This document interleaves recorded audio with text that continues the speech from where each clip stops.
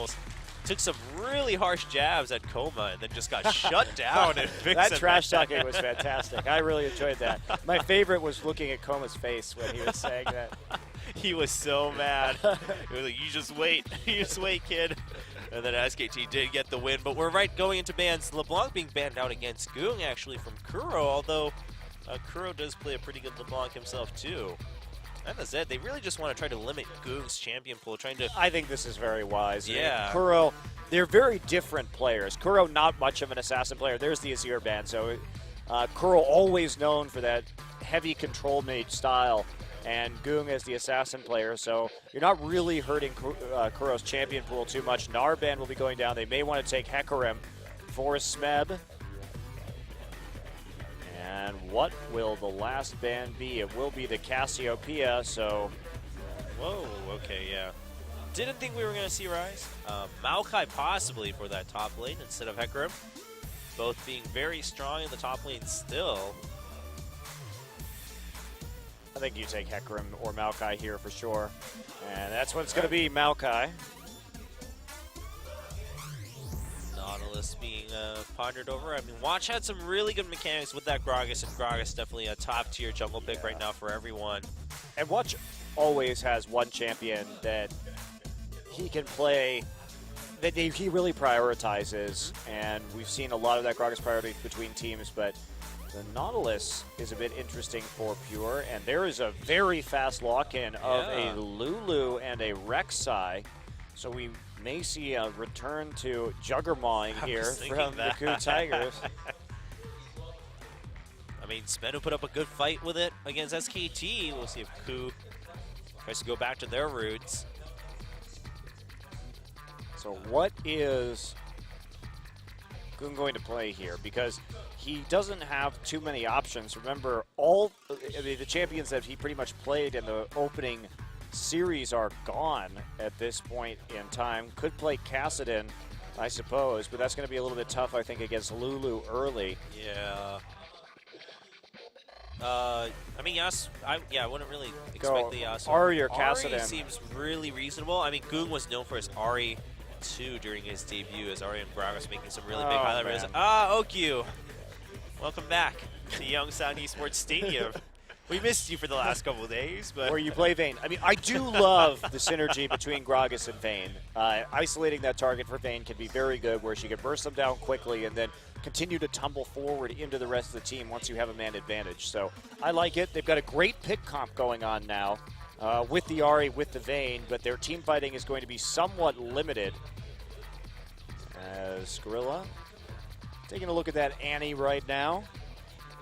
It could add for some really good hard initiate for the KOO Tigers. I mean, they do have Maokai, but you want an AoE initiate and then lead into the Maokai with Wild Growth. That could be a pretty big combo, or even Rek'Sai with a Wild Growth. And if that's the case, yeah, I wouldn't expect something like an Ashe. Lewis support. Oh, okay. All right, Vladimir mid. So mixing it up right there. They want the Vladimir just to dodge a lot of these Ahri skill shots, and they're picking the Vlad into the Vayne as well, because Vlad has a pretty easy time soloing Vayne. As we saw, that is something that CJ had to deal with when they played against Anarchy, where we saw Mickey just 1v1 dueling Space's Vayne and being very successful, because there's really nothing Vayne can do once you pull the Condemn. And that sustain allows you to take some pretty favorable trades right there. And Ahri not going to be too threatening to a Vladimir early either. You're pretty much going to have to push up. And are we going to see a top lane Nautilus? I guess this is the thing today. I mean, this is a thing today, I suppose. Probably not is my bet. Are you sure? I think we are. I don't know. I had so much faith in it in the first match, and they made me lose it, and here we are looking at top lane Nautilus. I mean, what is this world coming to? Lulu on support. Top lane Nautilus this time around. That's a very punishing lane, though. I mean, Lulu, Lucian, just the autos from Lucian and Lulu alone are going to be really difficult for Najin to deal with an Alistar Vayne combo. The trades are going to be absolutely brutal. So if Najin doesn't get a lane swap here, I'd be very concerned about them. And the Tigers KOO going to be playing that Vladimir this time. KOO not one of the bigger Vlad players here in Korea overall compared to guys like Easy Hoon. So see what he can do with it. Yeah, things could have changed during that downtime that KOO had with the KOO Tigers after the finals. So we are looking at the lineups that we just discussed. Goong back on that RA2, that's pretty exciting. We'll see how he is after some time since we saw it last. And Duke with the top lane Nautilus. I mean, even with the lane swap, Nautilus will still have some trouble too, but at least then you can try to rely on OQ growing big and then not making silly mistakes later in the game as we prepare for game number 1. Yeah, and looking at Trace, too, with Nautilus, because he's been the one that I've seen play it the most in solo queue. Loving that wit's end on top lane Nautilus just to get your attack speed up and taking full attack speed red runes as well. Well, we'll see what Duke comes in with. Game number 1 between NJE and Fire and the KOO Tigers for the second match of the day.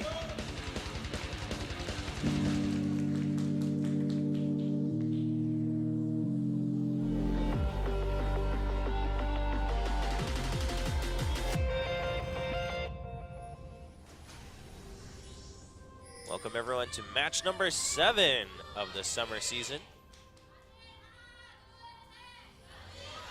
You know what is pretty sad is to see how much smaller the support for the NJE organization has become from their fan club. They used to have one of the biggest fan clubs rivaling CJ Entrance for a while in League of Legends. Kinda has died down.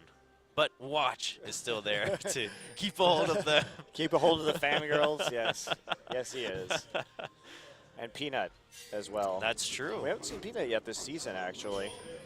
Yeah, maybe trying to brush up a little bit more. Maybe even see if Watch can continue being a starter, perhaps. Just some wards down right now. Najin really wants to get this lane swap off. And I think that they would be in a lot of trouble if they don't get it. Just because of how fast that lane is going to be pushed in, how much trouble, even with the Alistair heal they will have in terms of keeping OQ in lane and farming, just with the passive from Lucian and Lulu doing a lot of work there. So see what they can pull off. Rek'Sai will be starting on the top side. Looks like Prey and Gorilla happy just to be in the bottom lane right now, and we are going to get the 2v2, it would appear. Yeah. And they're trying to defend those saplings, actually, so 3 saplings going down. Raptors will go over to Maokai, that means. Two saplings would be Vladimir, and 3 will be Maokai. So Smeb going to take some of that XP right off the bat before helping Hojin, the player formerly known as Lee, on his Gromp. And the Najin duo coming into lane to, just take some damage from the start, and that's how the rest of the laning phase is going to be for them. This is a really brutal time for OQ, and I have to say, they do have a really good pick composition, but I question this repeated pick of Vayne. OQ just does weird things sometimes. He tried to make Twitch work at the end of last season to disastrous results, and Najin trying to go away from the meta a little bit, and they did win with Vayne, but I'm not going to say they won because of Vayne in that last game. Yeah, I'd say it was somewhat far from it, to be fair. But we'll see if he can put up a better game this time around in the first set against the KOO Tigers. And I like the Tigers' reaction to it, however. Just what they did, they used the Lulu as a flex pick there, weren't afraid to take that Vladimir as a result, and now they're still harassing heavily under this tower. Yeah, Gorilla really keeping up the pressure against OQ. That's wow. so brutal. And that's forced Pure to really just constantly be healing OQ. He's going to run out of mana at some point soon in another wave or two if he has to keep that up.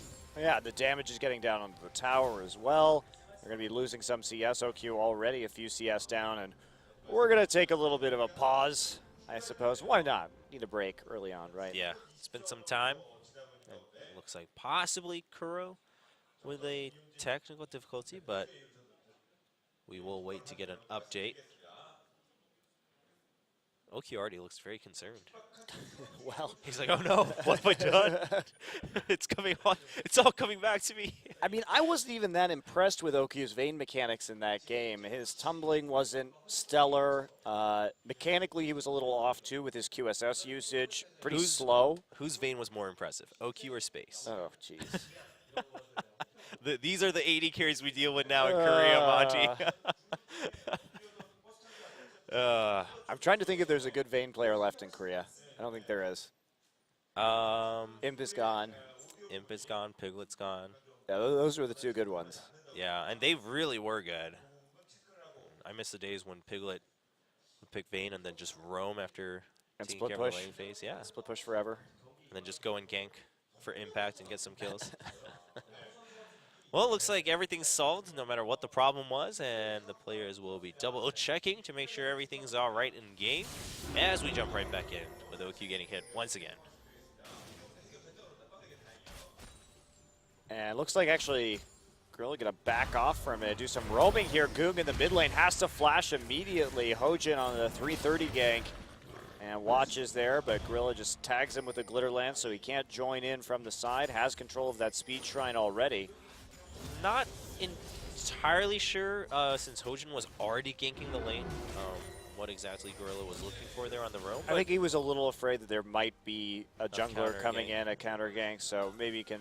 They were already pushed up to that turret, but yes, it did relieve some of the pressure on this bottom side, allow OQ to catch up in terms of CS. But they'll put it right back onto OQ and Pure. Shouldn't really be an issue. We do have Watch here in the bottom lane, though. With that relief, he's starting to just get right into that. There's the flash on the prey and headbutt back. There's the body slam, and he's just knocked all the way back with the condemn. He doesn't want to give the free kill to OQ at the tower, so he's just going to walk right back into the Vayne. And Watch didn't have to flash there either. Pure burning his flash right away. And they knew the Gragas was on the bottom side of the map, so they had wards on the chokes and on the river, but they didn't anticipate the lane gank right there. So pretty bad mistake there from the Tigers, playing up like that and playing so close to the brush, and Prey making the error of dodging and didn't burn any of his summoners, however. Yeah, and OQ will get a nice start ahead in CS. Got first blood. Hopefully he can make something out of that towards the late game. Prey coming back just with double long swords as OQ does pick up that Vamp Scepter to keep him Yeah, that was longer in lane. huge in this lane that Prey and Gorilla were doing quite well in beforehand. They gave them the back, too, which is probably the biggest thing because that allows Alistar to refill on that mana at the same time. So that worked out extremely well from Najin. Good gank by Watch. Yeah, Watch really seems to be on top of things as he's playing this Gragas. We saw that in the opening match, and he's just going to get a little bit of damage down onto Smeb too as he gets spotted. Won't have a chance to clear that ward as the minions are chasing him down. I'm really excited to see Duke play this top lane Nautilus. Like I was saying before, Trace is the one who's doing it a lot in solo queue, and Jin Air is the team that tried it once to not very good effect, but in theory, this champion has so much lockdown potential, especially when you get a lot of items. Like I said, Trace usually builds full attack speed reds for his runes, and then will get a third or fourth item, Wit's End, just to get a maximum number of auto attacks down in a fight. Hojin looking for a gank. Hojin's really set up for this, and Smeb is level 6. Duke not level 6 yet. He's going to get caught with the twist, and Duke just going to have to use his ultimate to try for an escape. He's trying to use his flash after the dredge line, but not going to hit, so he'll save his flash for now. Meanwhile, bottom, a slight duel between the 2v2. Yeah, and in that gank too, Smeb had absolutely no mana left to follow up on that one. So you do see Rek'Sai having to flash there just to make sure they got sufficient damage down to secure that kill. Duke's not going to be too worried about it, though. He has his TP up. He's just going to TP right back to the turret. Not going to lose much in terms of experience or gold, and the kill also not going to Smeb. So yeah, it's like Duke probably going to go Catalyst first and then build into Righteous Glory. Pretty expected on this top lane Maokai. Or Maokai, Nautilus. He could go Rod, though, too. I'm curious. Yeah. Curious what he's going to do. Righteous Glory does seem a little bit more probable, and Pure helping out Watch clear out that pink ward, making sure he has an exit as he provides some support there in the middle part of the map. And Najin setting up a lot of wards around that Dragon Pit, possibly looking for an angle for Gragas to take that dragon if he finds a chance. Meanwhile, mid lane, both champions do have their ultimates. We'll see if Boom tries to make something happen with the Spirit Rush. Probably not, given that his opponent is a Vladimir. Smeb taking a lot of damage from Duke, so he'll just have to use his Vengeful Maelstrom to deny that duel. Still takes a little bit with the minions there on the side of Duke. Well, the XP advantage swung in favor of Duke right there, because even though we saw Smeb hit 6 first, because Smeb walked back to lane and Duke TP'd, Smeb got the TP advantage, but he is taking a little bit more damage as a result of his decision to hold on to that summoner spell right there. Both players getting pretty darn low, though, and health pots in favor of Smeb, so Najin's Duke going to have to go back right away, maxing that E in lane as you do in pretty much any position. Yep, he actually just fakes it and then decides he's just going to ward up, assumes that Smeb will go back and he'll be back in lane farming. Smeb's still not going to use his teleport. He's going to have to now, I think. If he doesn't want to fall further behind, yeah. You force it. That was actually a really clever move by Duke. Walk into the river right there. Fake that teleport out just to get the summoner, and now Smeb not going to be able to use that on the opposite side of the map to make a play. And Duke will open up about a 2.5-minute window where he'll be able to use that board instead. The mind games. Yeah, that is really clever. While Hochin was in the bottom lane, looking for an angle, not going to find it, so we'll not port back. We'll actually just walk back as he's spotted there with the Scrying Orb from OQ. It'd be really helpful even to have those little tunnels like that, though, because you can cover so much ground if Prey and Gorilla are able to defend that tunnel on the bottom side. As you can see, Gorilla just firing off a Glitter Lance there for some zone control. KOO going to take the Raptors and really start to farm up right now. Already has that Hextech Revolver, and he's getting into that point where Vlad is really going to be able to start wave clearing in the next couple of levels. And the all-in potential from Ahri is really difficult. I mean, Vlad is a great pick against Najin's composition because they need to make picks here. Their composition is all about making picks, and that most of their damage being single target. And Vlad is just, he's going to dodge the charm, he's going to dodge your CC, and get away pretty easily considering he has 2 mobility summoners as well. Yeah, KOO will kind of be the highlight for the KOO Tigers later on if we get into team fights. And of course, a lot relies on OQ here and his teammates to set something up for him to avoid those situations against Vladimir. So positioning later on, and of course teleport battles between the top laners will matter quite a bit. Hojin looking for an angle from behind with Smeb too, and they're just going to go in there. There's Spirit Rush, but it gets disrupted with the knock-up, and Goong will just die to the Hema Plague from KOO. Nice back off from the rest of his teammates too after the Hema Plague goes down. Yeah, Hojin not even having the flash there, but getting underneath with the knock-up. Smeb choosing to flash on the roam, so had everything pushed up. Look at the vision coverage already down as well from the Tigers. That was a very safe gank to execute.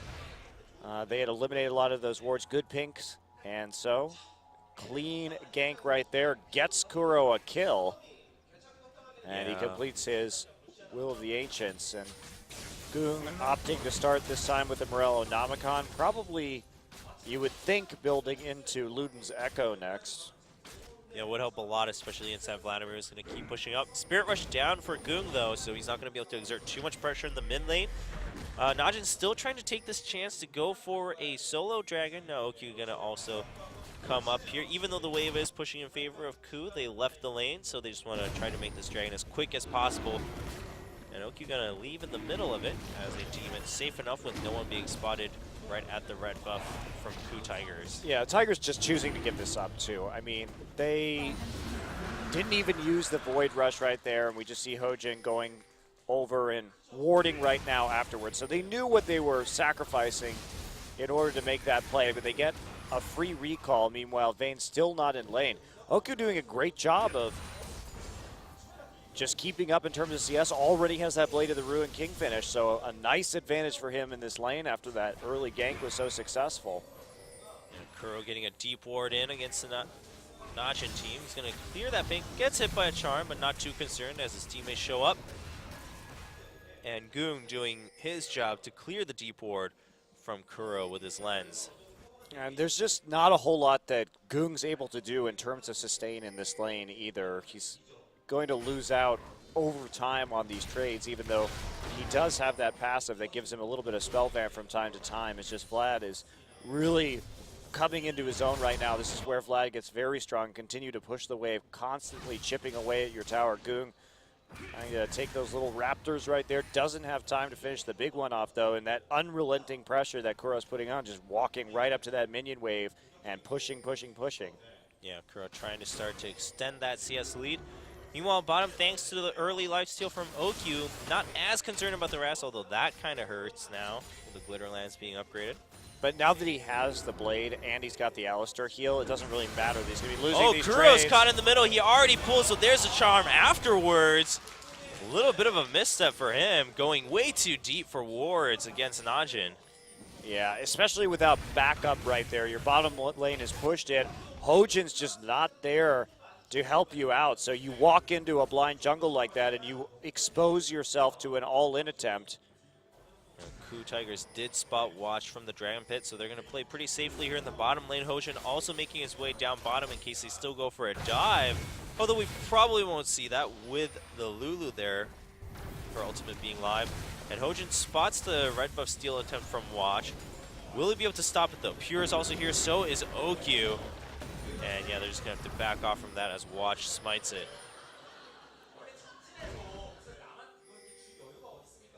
Oh yeah, some mistakes here from the Tigers early on, and this is where they struggled throughout the season. There are so many games that they would start out in a hole in the laning phase because their laning phase simply wasn't up to par compared to a lot of the other teams.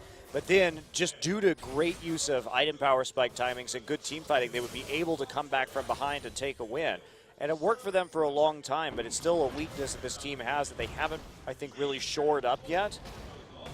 At least looking like it in this game, making some mistakes in terms of getting caught out alone or not respecting where Watch is. Both of the kills from Najin coming from not really thinking about where Watch could be at the map, even though they had some information. Really makes you wonder that perhaps the Najin in them never really left. I mean, that's the way they played when they were in Najin. Yeah, they would wait until those power spike timings. Also, when his expression was back on Shield for Najin, we saw that a lot from that organization too. So It was a long time ago. I Similar wonder what style. happened to Expression. I think he still plays here and there, I've heard. See him now and then in game from other people's clips, but for now, we're back to farming in this game. Not much, and it is that Rod of Ages actually from Duke for that Nautilus. Yeah, I think usually Trace does go for the Rod of Ages first in this build. And try and just deal a little bit more damage with Nautilus in the late game.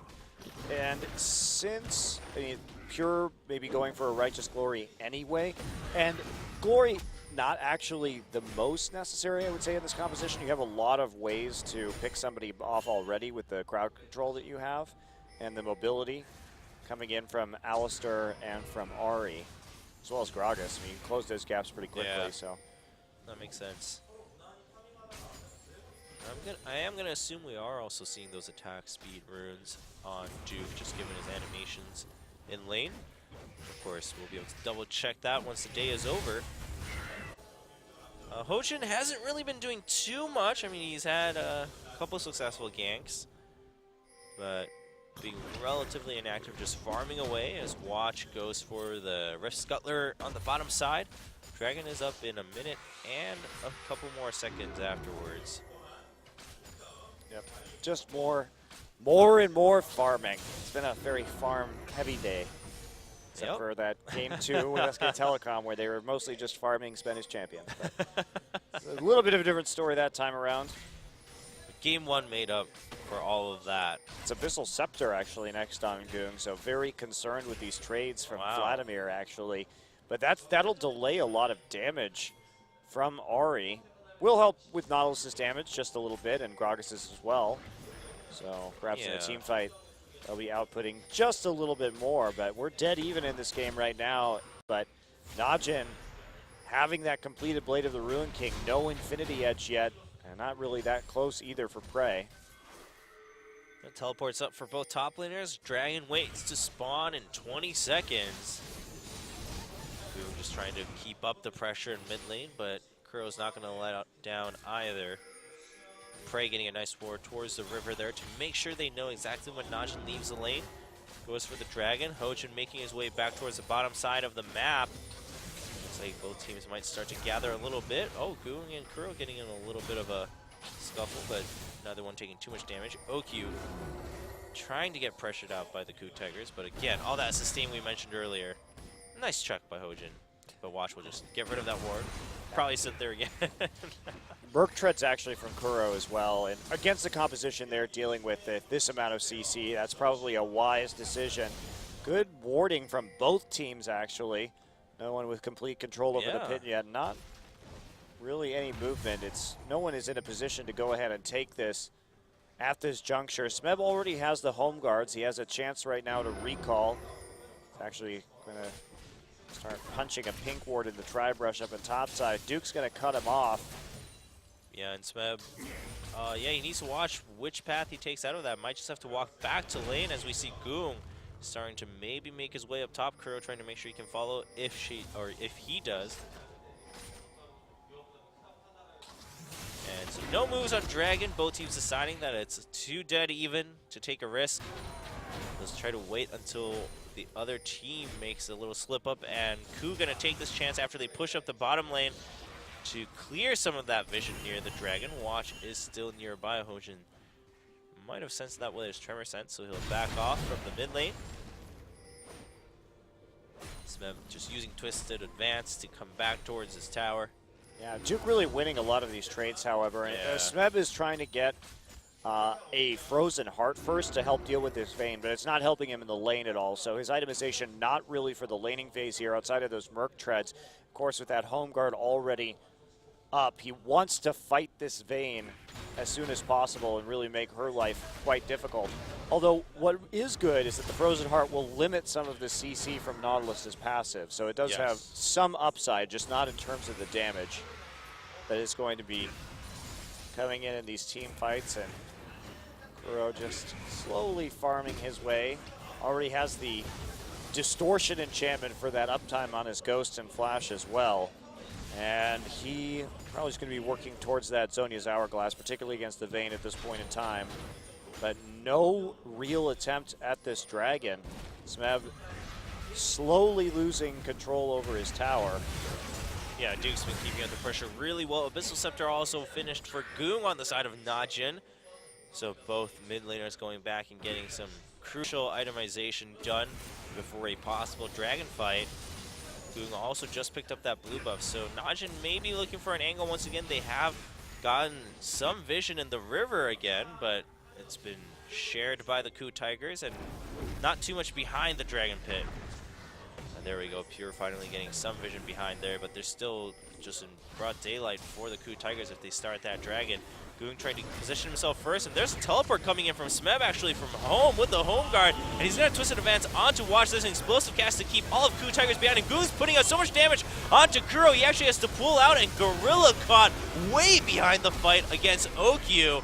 Meanwhile, Prey gets a kill, but Oki's going to clean up Gorilla and join the fight once again as Watch starts to chase Smeb. Smeb's going to have to flash away from the charm, and that should be a clean dragon for Najin. And those little skirmishes where everyone is broken up is exactly the kind of fight that Najin wants. They want to duel with this Ahri in the Vayne, and Goong did a great job of just dealing with Vladimir from the outside. Kuro not really able to do anything in spite of using both summoners right there, getting into the fight with just a sliver of HP. And I'm not even sure how Prey took so much damage on the outside, but I mean, KOO's composition, they don't want to engage where they are broken up. They want to be all together as a unit and trying to poke a little bit with the culling or get some Vladimir transfusions off before going in. So Prey right here tries to get the culling, but he gets smacked into a wall and takes a lot of damage immediately. Duke is right there. Prey takes the depth charge. What a great cue from Goong over the side as well, right as that depth charge hits. So nice skill shot from Goong, and Goong's play on this Ahri, he basically took out both carries in that fight. Yeah, really good positioning and skill shots from Goong. I mean, we know that Goong is an amazing Ahri player. That doesn't come as any surprise. He's been playing this champion for years at this point, both in and out of meta. I mean, he's famous for playing Ahri even when no one else is. Yes, it's definitely one of his signature champions since the beginning. but will they be able to do a lot late with this composition? Looks like Duke moving towards that Frozen Heart, and Prey opting to do the Ghostblade build on Delusion. He does prefer this build. He's one of the few players in Korea that does like to pop that Ghostblade and really maximize his culling damage. Kuro choosing to take that blue, as Hojin also doesn't really need it on the reg side. Might as well get the cooldown for himself and the experience, but Goon's going to take that chance to shove down the tier 1 in mid a lot, and Kuro having taken maybe a little too long at that blue buff. Goon's just going to go ahead and take it. He's a charm for the escape. I mean, the game's still really close, but Najin has that slight advantage in terms of gold, but really it's the Dragon advantage that they're going to be quite happy with here. So Hojin trying to show up in mid lane, but Watch is right there for a counter gank, and Hojin's going to spot him with the Tremor Sense. He's going to clear that ward right away with the help of his pink for the KOO Tigers. Najin's starting to feel pretty good about this game, despite the minuscule difference in gold. I would still be worried about Najin if they engage in true 5v5s in the late game. Now, they have the tools to force these skirmishes. I think the Nautilus ult, another thing to lock somebody down, to give Ahri and Vayne time to burst, but KOO is going to get really tanky with the ultimate as well from Lulu on the support pick, so they may be able just to ride out the burst from Ahri, and if that's true, then the Vayne should be a pretty easy target to go for. Alright. Duke still trying to put up some pressure in the top lane, but Smev's doing okay for himself, a little behind in CS, but has a clean 0-0-3 score. Bottom lane has been pretty much the same for some time. OQ did fall a little bit more behind in CS, but still able to farm up what he needs with that sustain from his items, and of course his support on Alistar. I'm curious if Goon's going to go for the Echo as his next item. I think that is the best option that he's going to have. Kuro really needs to get that Zhonya's Hourglass so he's not in the same situation that he was before, where he has to burn pool before getting into the fight. I mean, you really need both of those abilities to get another round of cooldowns off over the course of a team fight. And especially against some of these single target assassins, it's going to be very useful. Does he have enough money at the moment? And he does, so that's a very important buy. And then more magic resist with the null magic mantle. Yeah, it's probably going to go Abyssal next. Be very defensive, at least for the moment. I mean, that'll, once you complete that item, that'll help your team quite a bit too, with Maokai and Lulu there. And Smev charging towards the bottom lane. He will have teleport by the time he gets there, so if he needs to go to top, he'll make it. Looks like it might be a 4-man gank in bottom. They were kind of sacrificing one tower for this, so they're going to have to get a whole lot off of this dive, but he's going to sneak right into that brush. And you can see Prey setting this up with the culling, just eliminating that wave, and they've got to go on this next wave. Yeah, oh, Prey taking so much damage, so Pure jumps in, there's a heal. Prey, is he going to go down first? There's a Wild Growth to keep him alive, but here comes the teleport from Duke as he lands, and there's the home guard. He's going to charge towards Prey. There's a depth charge. Prey will be pretty far from the fight, but Watch comes in, explodes this cast, and there's a dredge line from Duke to pick up the kill. Goong is now here to try to turn things even worse for KOO, but they will back off. They already got 2 kills. Notch and EM Fire turning things around. That was such a good response from Najin to be aware that that play had the possibility of coming in. Now, Prey did telegraph that a little bit, and he took a ton of damage, down to about a 3rd HP before we saw the follow-up. So I think a little bit of miscommunication and miscoordination there from the Tigers as they tried to get that one, but instant teleport at that same time from Duke to react. Oh, and here comes Watch for another dive. It is a Maokai and a Lulu, but no Wild Growth, and there's no minions left, so Najin will just have to back out. Watch is going to take some extra unnecessary tower damage, but he'll just be able to body slam out at the end there. Kuro also making his way down. He's going to lose some minions on the turret for that, though. But Goong also really on top of that one, having the Spirit Rush, and he already had opened up the map due to taking down that mid turret, and they've got so many wards in the bottom side. Just very well played by Najin. If we take a look at this one again, I mean, Goong and Watch are already moving down here at this point. There's the heal on the Prey and the Wild Growth. that he's just not able to deal enough damage to Pure during his ultimate to make it worthwhile. Dashes out, flashes out, gets knocked up, but look at Watch. First off, what a great mechanical play by Watch there. He flash body slammed into the Rek'Sai and then knocked both Lucian and Rek'Sai to the side. And also Prey walking too close to the brush to allow the 3-man knockup from Pure to start things off. Really gave OQ a little bit more time to keep that distance from Smeb from the surprise gank, and Najin trying to lead this right into a third dragon. They do have a pretty big advantage. Smeb just trying to deny that by taking that tier 1 on top. He does have teleport, but will he have an angle to port in? Doesn't look like it, so KOO Tigers just a slight passive attempt at stealing the dragon. Not going to happen, and Najin now with 3 stacks and 6 kills to 3. Yeah, this is still a very close game in terms of gold there, but Najin really starting to run away. These dragons are going to become all important in the next few minutes, and I'm not sure that the Tigers are going to have enough time to get tanky enough. Now, they're all going to group right now, try and use Lucian to clear the wave and take the mid lane tower, but there's too much defense right now from Najin, EM-Fire, and Nautilus will be joining as well from the side, and the members of the Tigers are in a very flank vulnerable position right now, so they will have to back off. Oh, Hojin actually gets caught, condemned to the wall, and there's a body slam explosive cat. There's a depth charge onto Prey. He gets caught way out of the fight, and Goong with another kill on the scoreboard, and Najin will walk right towards Baron at 30 minutes. Prey's positioning this game has been really suspect. He's taken some trades and taken some deaths that he shouldn't have. He was trying to help out right there after Hojin got caught, but that's a huge Baron for Najin, who is looking like a much tighter team than we saw earlier this week when they fell to Anarchy and were kind of all over the place in terms of their play style. They were just really on top of, look at that combo. Hojin just has no chance in that situation.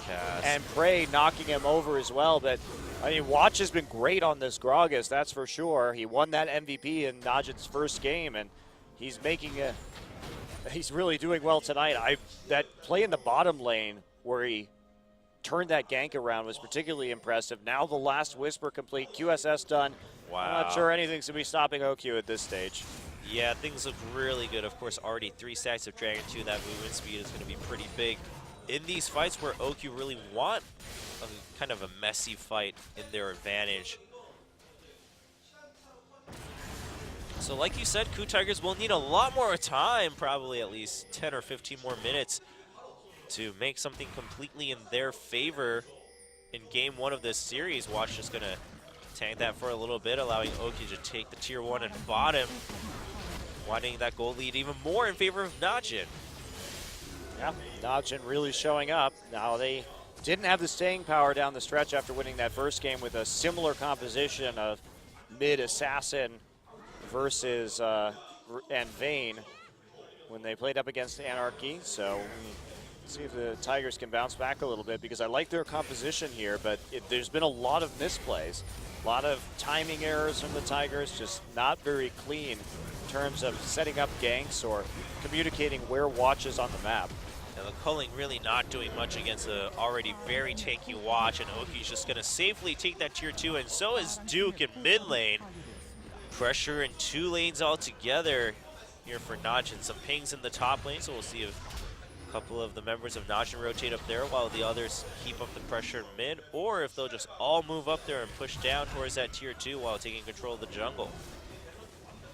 Yeah, I think they just want to complete their conquest of the inner ring of turrets before moving further. Might as well play this one methodically. They do have this great advantage, and Goong actually going for a death cap. Been surprised about that one.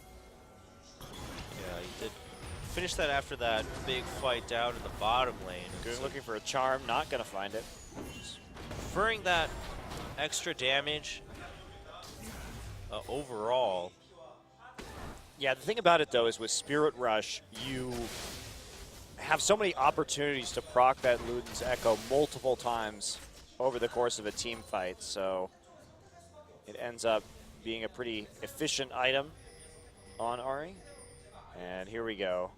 Just moving all the waves up right now. OQ doing a little bit of split pushing. They have to answer with the Vlad, but it's nice that KOO at least does have an answer to a split pushing Vayne. Yeah, Prey, whoa, dashing forward, trying to just be confident in the fact that OQ needed some time to join up from that bottom lane so that Najin EM Fire was not looking for a full-on fight. And so Najin will just back off. They got some damage onto the tier 2 and top. They'll be able to revisit later. Pure using that poor Scuttler as just a place to jump over the wall into the river. Yeah, they want to go for this 4th dragon right now. They want to put the timer on this game when they already have a substantial gold advantage. And if you're the Tigers, I think you got to take this Gragas away from Watch. I think that's been the key. We've seen how much they prioritize this pick, and Watch is too good on it. The Maokai for Smeb has been working a little bit in the top side, and they did manage to grab that early kill onto Duke, but it just hasn't had enough of an effect on the rest of the game. And Smeb, you know, he went for the early home guard boots here, but they never really made a play with it. Yeah. Never really had a need for it at all, given that Najin EM Fire always taking the first step in these fights, and Najin coming in for an invade, but Prey will finish that pretty quickly. He does have a Last Whisper himself on top of his other 2 items, so it's not that Prey is necessarily lacking in damage, although OQ is a BF sword ahead of him. Well, he's still going to have a hard time dealing with Duke. Duke is super tanky right now. Just going to get a little bit of lockdown into Smeb. He does get charmed, and he already had to use his ultimate.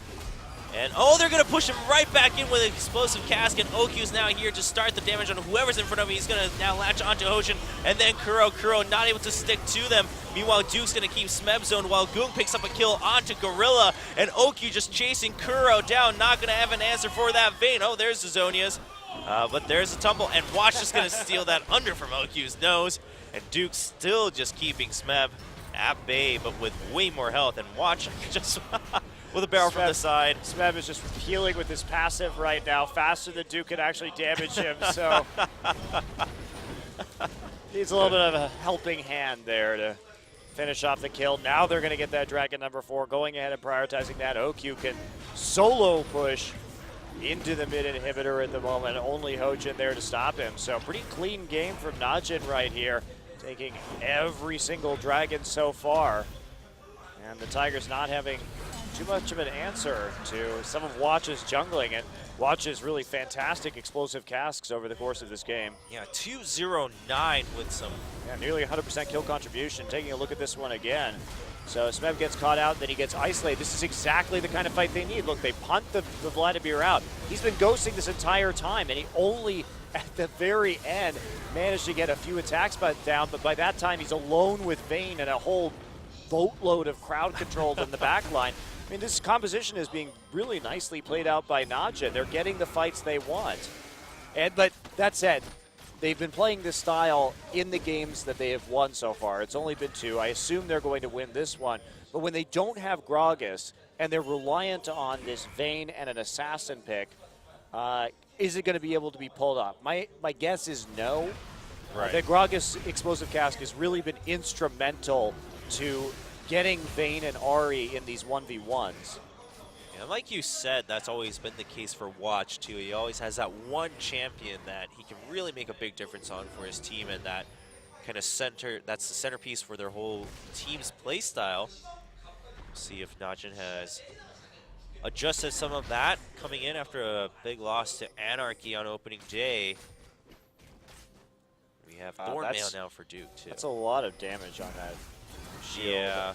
Oh, and a nice dredge line up to Smeb. Once again, the culling already used up, and Smeb just cannot move with all this CC coming in. He does jump onto Ogi, but there's a QSS. Wow. A 3-man knockup coming in for Najin EM Fire, and Kuro can't do anything as Goong dances around the sides of the fight, and Najin with a quick ace against the KOO Tigers. And there we go. Finally, the kill goes over to OQ. OQ 5-0-6 had a strenuous couple of minutes early on in lane, but it was turned around very quickly, and now they should be able just to push forward for the win right here. Long death timers in this game, and they have a minion wave to make it work. They're just going to be able to tank it out. They've got this very tanky Nautilus to deal with these Nexus turrets, and that's going to be it. Najin really rolling to a game 1 win. Well, very well played. I mean, they executed their composition as it should have been. And a little bit more surprising might just be the fact that the KOO Tigers seemed really shaken up in that first game.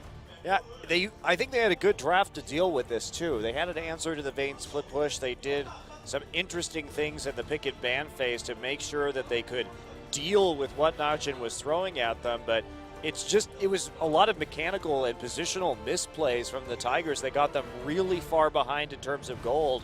And at that point, Najin just had their way in those team fights, isolating people for OQ and Ari and Gung to burn down.